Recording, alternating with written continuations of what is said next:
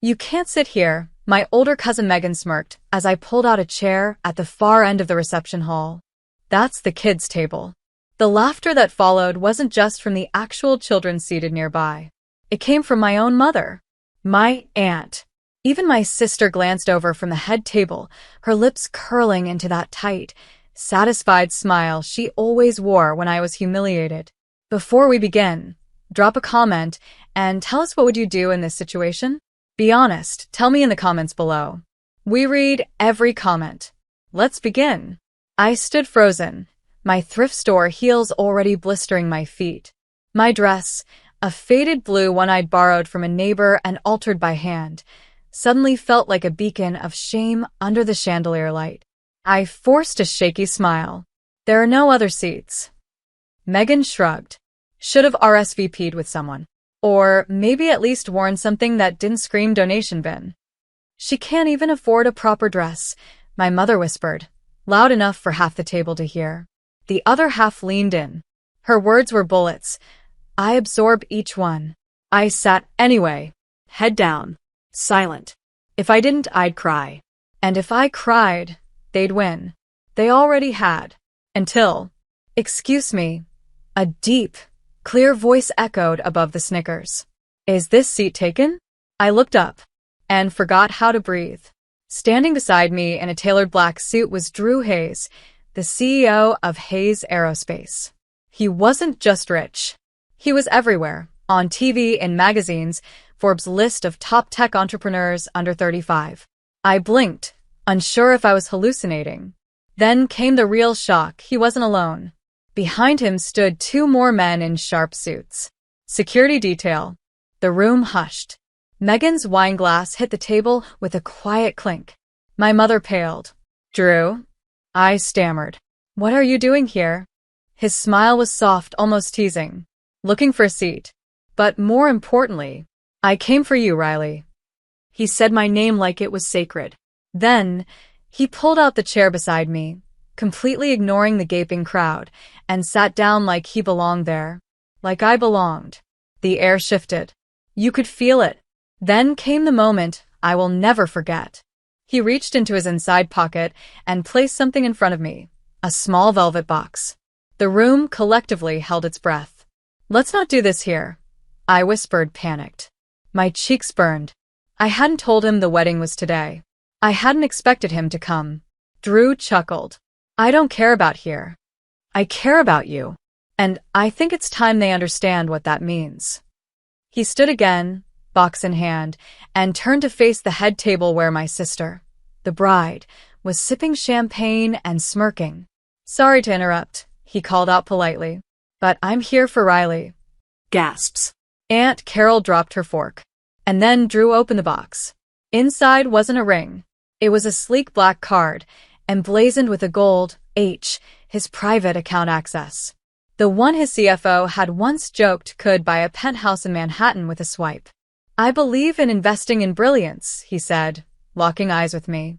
And Riley? She's the smartest woman I know. She's about to launch her own nonprofit. I'm funding it. I stared at him, stunned. That wasn't in our last conversation. I hadn't even sent him the pitch deck yet. My mother was clutching her chest like she couldn't breathe. My sister's lips parted in horror. So, if this seat is still open, Drew turned to the room with a smile. I think I'll stay right here. And just like that, the same people who laughed at me began to tremble. No one moved. Not even the band. The violins hung in midair as if even the strings themselves were stunned. My hands trembled on the linen napkin. I stared at the black card Drew had laid in front of me, then at him, trying to process what had just happened. He wasn't a man who made dramatic entrances.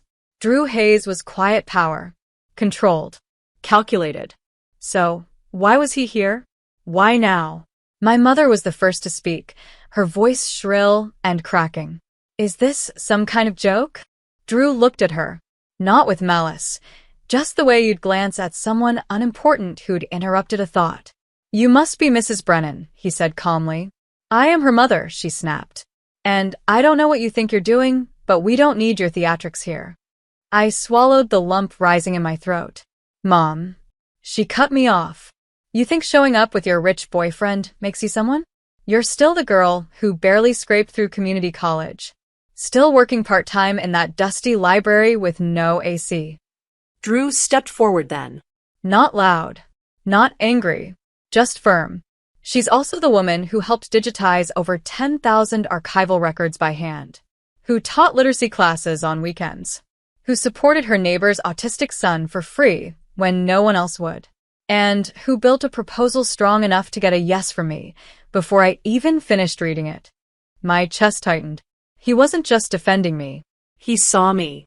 For the first time, I felt like I wasn't surviving, I was standing. You don't know what kind of girl she is, my mother muttered, turning red. She's not who you think she is. She's not polished. She's not like them. She pointed toward my sister and her new husband. Drew smiled. Exactly. She's better. I don't know what broke my sister more, the insult or the applause that came from a couple of distant tables. Because people were watching. The waitstaff, guests from the groom's side, strangers. And they were nodding. Murmurs began swirling. That's Drew Hayes, right? Isn't he worth like 500 million? Who's she? And just like that, the narrative flipped. Not the loser. Not the one in the borrowed dress. Not the girl at the kids' table. No. I was someone worth standing for. Let's go, Drew whispered to me, holding out his hand. I can't just leave, I murmured. Yes, you can, he said gently. You don't owe them a single second more. I stood. The silence was deafening. Every step I took alongside him felt like thunder. Then someone shouted, "Wait." It was my sister. She was shaking, red-faced. You can't just walk out like that. This is my day. Drew turned slightly. Then, maybe next time, don't start it by humiliating the wrong person. My sister opened her mouth. Closed it. Her new husband just stared like a deer in headlights. And then, Drew reached into his pocket one last time and handed a white envelope to the wedding coordinator. Send this to the venue manager. I'll cover the rest of the evening's bill. Gasps again. He turned to me. Ready? I nodded. And as we walked past the table that once mocked me, I didn't look back. But I heard my mother whisper, barely breathing. What have we done? The car that waited outside wasn't a typical limo.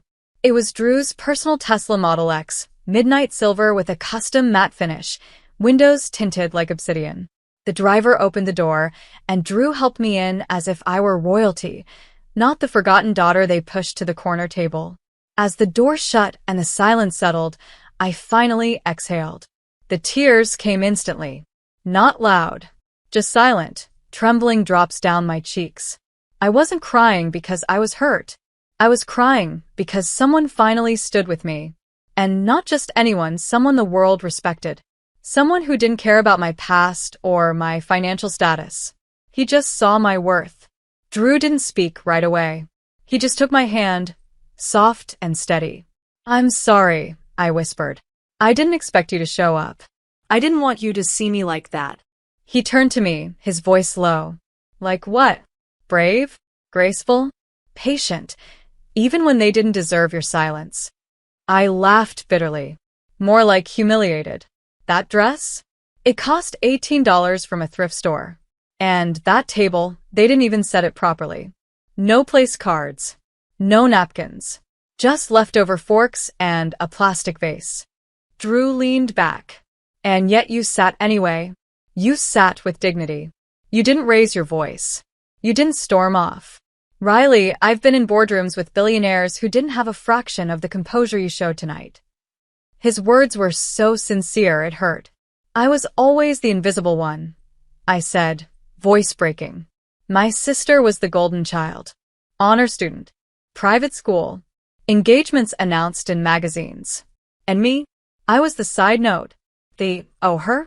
I've been eating dollar ramen and tutoring kids just to survive. He didn't interrupt. He just listened. And every time I tried to build something for myself, I continued, they'd laugh. Say things like, you think you're changing the world with books? They never came to my graduation. My mother even told me once, you're just not meant for the spotlight. Drew finally spoke. She was wrong. He pulled out his phone, tapped something, and turned it toward me. It was my proposal. The nonprofit I'd poured my soul into. My dream to build community reading centers for underfunded neighborhoods across the country. And on the screen, there was a number. 6 zeros. I'm giving you full funding, he said. And a team. You don't need their approval anymore. I gasped. But I haven't even finalized the plan. The legal stuff isn't done. I haven't. You have the heart. You have the vision. That's more than most. I'll help you find the rest. Silence. Then something inside me cracked. Not the kind that breaks, no. The kind that opens. Why me? I whispered. His gaze softened. Because I've seen you. All those days you thought no one was watching? I was. At that charity event where you brought handmade books. At the literacy rally where your voice shook but your message didn't. You've always stood tall in small rooms. It's time the world caught up. I stared at him. And for the first time in years, I believed him. He leaned in just slightly. Can I take you somewhere? Where? To show you how much they underestimated you. And before I could respond, the car pulled away, carrying me not just out of a wedding, but into a whole new life. The car ride was quiet at first, not because we had nothing to say, but because there was too much to feel. My hands were still trembling. My thoughts raced between disbelief and relief. I kept glancing down at the envelope Drew had handed the coordinator. He paid for the entire wedding reception. Not to impress. To silence cruelty. The city lights flickered past as we pulled into a private driveway lined with tall hedges and glowing lamps. The gate opened without a sound. This is my place in Manhattan, Drew said softly. I thought you could rest here for a while. Away from all that. The car stopped in front of a modern glass estate. It wasn't loud money. It was quiet luxury like everything about Drew. Clean. Sharp. Thoughtful. I don't need, I started. He cut me off. You need a moment to remember who you are. You've been running on empty for too long. I followed him inside, and the warmth hit me instantly. Soft light. Clean air. A faint scent of cedar and vanilla. And most surreal of all, photographs. Not of him alone, but of moments I had forgotten he had witnessed. There was a picture of me from 2 years ago, standing on a sidewalk in the rain, handing out flyers for my reading program. Another of me at the school where I volunteered, holding a stack of worn-out books with duct-tape spines. My knees nearly gave out. You had these? I whispered. He nodded. You inspired me long before you ever knew my name. We sat on the couch, and I let the silence stretch. Then I turned to him and asked the one thing that had been clawing at me since the wedding. Why did you come today? You never said you'd show up. I didn't even invite you. Drew's eyes held mine. Because I saw the RSVP list. I saw how they listed you. Riley Brennan, no guest. And I knew they were setting the stage for something cruel. I've seen it before. The way families tear down the ones who don't shine the way they want them to. I felt my throat tighten. So I decided if they wanted a show, I'd give them one. But not for revenge. For you. I wanted to break down right then. I didn't even know how to process being chosen like this. I have something else, he said, standing and pulling out a slim laptop from his briefcase. He opened it and pulled up a website, New York Civic Media. My photo was on the front page. Not from the wedding. From earlier that week. A feature story titled, The Woman Reviving Literacy, One Block at a Time. Drew smiled. I pitched your story. They'd been looking for a new face to feature in their Change Agents campaign. I sent your work, your stats, and a few of those photos. You're kidding. They emailed me the draft this morning. It goes live at midnight. I stared at the screen. My photo. My words. My vision. And suddenly, something shifted inside me. I wasn't a background character anymore. I was the headline. By the next morning, everything had changed. When I woke up in Drew's guest room, sunlight spilling through linen curtains, soft sheets tangled around my limbs, it felt like a dream. But the laptop still sat open on the desk beside me, my face on the front page of a major news site. The headline was real. The article was real. And so was the storm it unleashed. By 8:17 a.m., I had 147 unread emails. By 9 o'clock, 3 producers from national morning shows had contacted me. By 10:32, I was trending on Twitter. Hashtag Riley the Reader. Hashtag Change Agent. Hashtag From Kids Table to Heroin. But none of that compared to what happened at 11:13 a.m. My mother called. I let it ring. Then my sister texted. Please. We need to talk. Mom is freaking out. What the hell is going on? Drew and I were already en route to the studio where I'd agreed to give a short interview.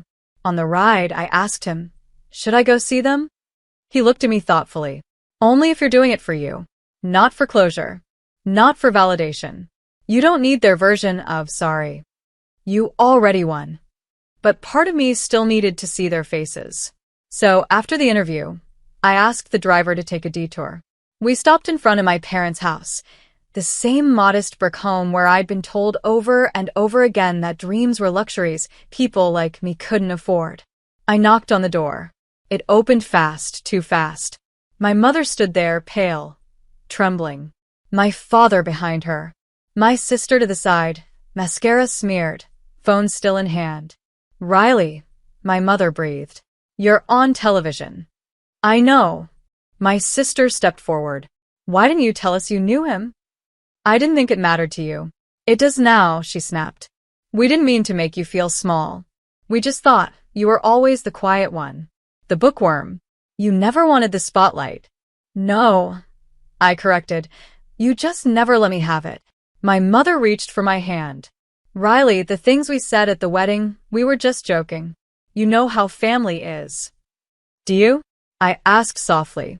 Because a real family doesn't mock you at your lowest. A real family doesn't humiliate you in front of strangers. A real family doesn't call your dream pathetic. She burst into tears. And then, like a scene I never expected, she fell to her knees. Right there on the porch. I'm so sorry, she whispered. We were wrong. We were so wrong. My father followed, a heavy man who'd rarely spoken much. He knelt slowly, as if weighted down by shame. Even my sister, who once rolled her eyes at my every word, sat down on the steps, head in her hands. They didn't cry for me. They cried for what they lost, the version of me they never bothered to know. Drew waited by the car. I didn't stay long. Just long enough to say, I forgive you, but I won't forget. Then I left, because the girl they once laughed at was gone. In her place stood a woman with power, purpose, and peace. And as the door closed behind me, I knew I'd never be invisible again. If this story hits you even a little, just hit that like button. It helps more than you think. Don't forget to subscribe if you've ever felt this kind of pain. You're not alone.